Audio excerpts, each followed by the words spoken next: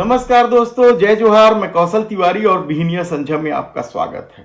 केंद्रीय गृह मंत्री अमित शाह के द्वारा संविधान निर्माता बाबा साहेब अंबेडकर के अपमान का मामला समूचे देश तूल पकड़ चुका है और समूचे देश में अलग अलग स्थानों पर प्रदर्शन किए जा रहे हैं उनके इस्तीफे की मांग को लेकर। लेकिन मोदी सरकार में किसी का इस्तीफा हो यह बेमानी बात है, लेकिन राजनीति तो यही कहती है और अंबेडकरवादी इस मामले को लेकर बेहद आक्रोशित है। यहां तक कि एनडीए में भी, यानी जो भारतीय जनता पार्टी के गठबंधन संघ है, उसमें भी फूट पड़ जाने की खबर सामने आ रही है। चिराग पासवान ने इसे लेकर क्या कुछ नहीं कहा है, वह किसी से छिपा नहीं। लेकिन अब इस विवाद से ध्यान भटकाने के लिए भारतीय जनता पार्टी या नफरती चिंटुओं ने क्या कोई नया खेल खेला है। बात हम यति नरसिम्हानंद का नहीं कर रहे हैं, जिनके खिलाफ नफरती भाषण देने के लिए गाजियाबाद पुलिस ने एफआईआर दर्ज कर लिया है। याद कीजिए आप कि जब छत्तीसगढ़ में उनके खिलाफ एफआईआर दर्ज हुआ था तो यही नफरती चिंटू किस तरीके से बवाल मचाए थे। लेकिन अब योगी की पुलिस ने किया है, इसलिए ये खामोश है। लेकिन ध्यान भटकाने का खेल क्या मोहन भागवत सुनने शुरू किया है। संघ प्रमुख है, उन्होंने मस्जिदों के नीचे जो मंदिर ढूंढने में लगे बजरंग दल और विहिप के लोगों को चेतावनी दी है कि ये सब बंद करें, क्योंकि इससे भारत में आपसी सौहार्द का मामला बिगड़ रहा है। लेकिन अब मोहन भागवत के इस बयान को लेकर भी नफरती चिंटियों ने मोर्चा खोल दिया और मोहन भागवत को भी गरियाने लगे हैं।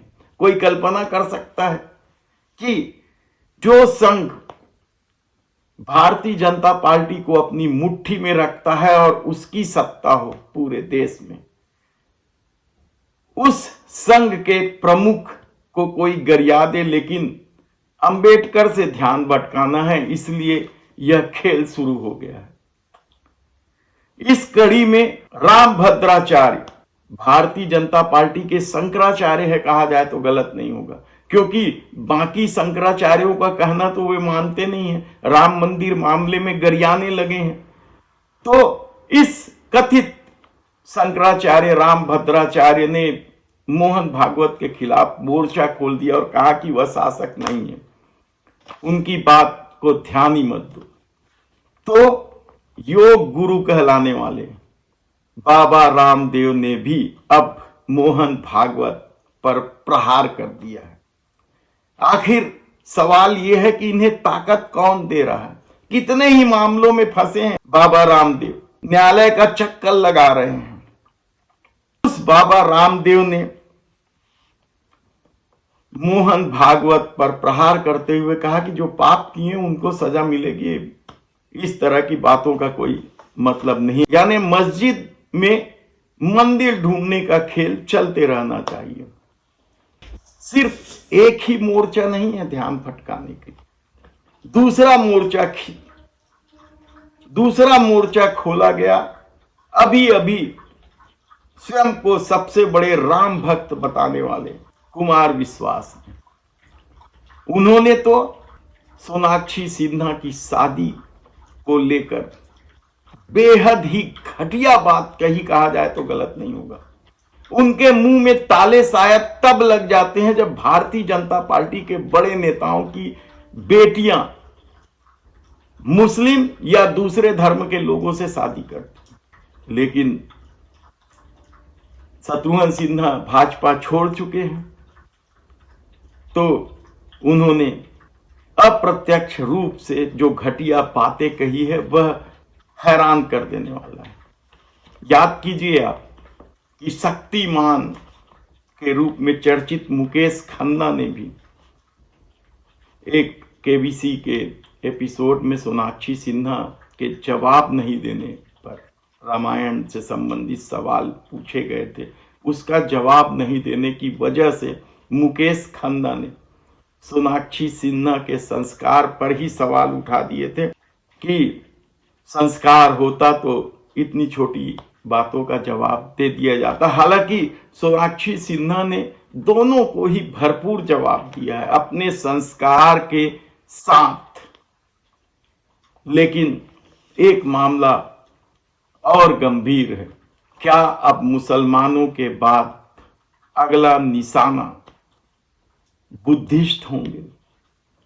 ये बड़ा सवाल है और गंभीर सवाल है, क्योंकि ईसाइयों पर धर्मांतरण को लेकर प्रहार तो चलते रहता है। ऐसे में डॉक्टर भीमराव अंबेडकर के अपमान को लेकर जब पूरा देश आंदोलित है, आहत है, तब बजरंग दल ने बदायूं में एक नया बखेड़ा शुरू कर दिया। बुद्ध दर्शन स्थल है बदायूं में, उसे वे पुराना मंदिर बता रहे हैं, हिंदुओं का बता रहे हैं, और इसे लेकर बहस भी शुरू हो गई है। तो गुजरात से खबर आ रही है बाबा साहेब के मूर्ति तोड़ने की, यानी चौतरफा ध्यान हटाने की कोशिश नफरती चिंटुओं में शुरू हो गई है, ताकि भरी संसद में केंद्रीय मंत्री अमित शाह के द्वारा बाबा साहब का जो अपमान किया गया है उसे डाइल्यूट कर दिया जाए और उन्हें इस्तीफा न देना पड़े।